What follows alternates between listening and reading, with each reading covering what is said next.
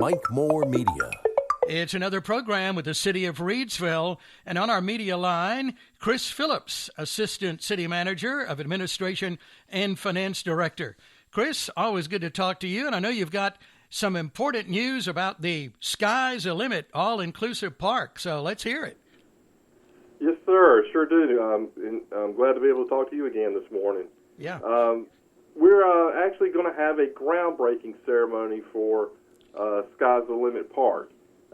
We've talked about this on your program before. It's an all-inclusive playground, and it's going to be located behind Reidsville City Hall, the lower parking lot. There's a green space back there, and we're going to put the playground there. So, of course, the groundbreaking is going to be at the same location, back at the lower parking lot of City Hall. Mm-hmm. It's going to be on November 2nd. That's 2 Wednesdays. 2 weeks away on a Wednesday at 1 o'clock. It won't be a very long ceremony, but we did want to have a groundbreaking. We actually had hoped to have a ribbon cutting around this time of year, but supply chain issues. We got caught in some of that, and this playground is going to have the kind of the rubber mat surface. Mm-hmm. So that it's pour-in-place surfacing, and the temperature has to be a little more consistent to do that. So we're going to get into the winter months, and it won't be a playground out there in 2 weeks, but that'll be coming up probably in March with a ribbon cutting.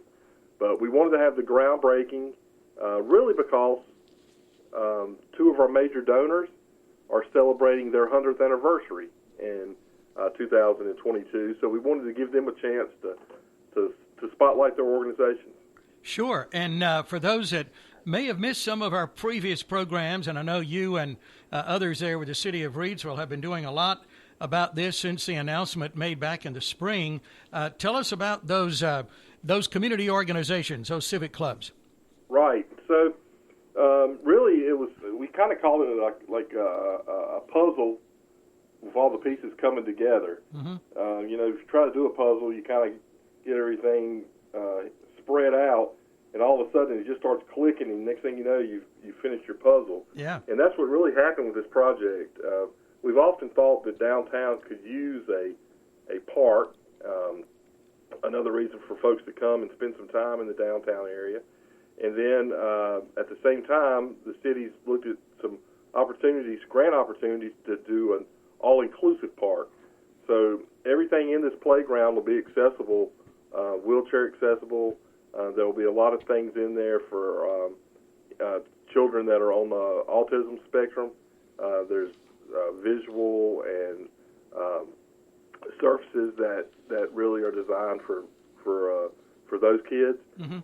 And really cool thing we didn't even think about, and we've heard stories, playgrounds like this, adults maybe in a wheelchair that can't play with their children at a normal playground, it'll accommodate an adult in a wheelchair too. So we wanted to do that, and Kiwanis got in touch with us, and for their 100th anniversary, they wanted to put a handicap swing. And when we started talking to them, realized this was a really nice, expensive swing. And at the same time, Rotary was going to celebrate 100 years, and they wanted to do a really nice gift to recognize their anniversary in Reidsville as well. The two of them got together and basically came up with about a quarter of the cost of the playground. Wow! And then Reidsville Area Foundation was really interested, and they provided us another quarter of the cost.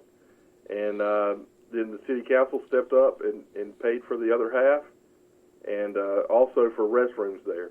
And the other thing was we had a citizen donate an airplane, her husband's airplane, and wanted it to be used themed for education purposes, and that's where the theme for the park came from. We have the aviation theme. We're going to incorporate that airplane probably in the entrance, but everything in the park is going to sort of have an aviation theme feel to it, and we just thought sky's the limit defined the theme, but also also the purpose that everybody ought to have a place where they can go and participate. You know, you talk about pieces of a puzzle coming together. This is Team Reidsville at its best, isn't it? Absolutely. That's what I was thinking before we got on the call. This somebody will know what Team Reidsville is. You're talking about the organizations here with Rotary and Kiwanis. Yeah. Reidsville Downtown Corp was also involved. Reidsville Downtown Corp is a 501c3 nonprofit, so they are able to help us with funding sometimes that a nonprofit needs to be involved. So they also are part of this. And then council stepping up and really citizen support. We also talk to some family groups that do have children with disabilities, and we got some ideas from them. A lot of their ideas are really about the restrooms, things they would like to see in a restroom for a park like this. And we knew we needed restrooms, but to get their input of what features the restroom could have was really just invaluable for the whole project. Sure. But to go back with Rotary and Kiwanis, Rotary International started as an organization in 1905, and they started here in Reidsville in 1922. Kiwanis started as an organization in 1915, and they also started in Reidsville in 1922. Just 7 years into that organization, they had a chapter here. And it just kind of shows, 1922, the city was incorporated in 1873. So 50 years in, 49 years in, these two service organizations had found a home. So Reidsville had grown to the point that we had businesses and businessmen looking to get together, network, but also to make a difference, like this playground. Mike, it's funny. There's also I just recently came across an article from 1922, Rotary's first year in Reidsville, and they were talking about they wanted to work on a playground in the city. Wow. When you give those dates going back to the early 20s, and both of those organizations getting such an early start, and the tradition and what they've done for our communities, and both of those organizations worldwide with that reach, it's exciting, isn't it? Just to see that 100th anniversary for both of them. It is. 100 years is nothing to laugh at. And for them to have that commitment and knowing what they went through, what we've all gone through the last 2 years, that they're still out there and they still want to make a difference. And I would encourage anybody listening to try to get in touch with our local Rotary, our local Kiwanis. Come out to this groundbreaking on November 2nd at 1 o'clock and meet some of the folks that are involved. They're struggling for members, just like a lot of other organizations, and folks still haven't got back completely into the swing of things from the pandemic. So they would love to have some new members.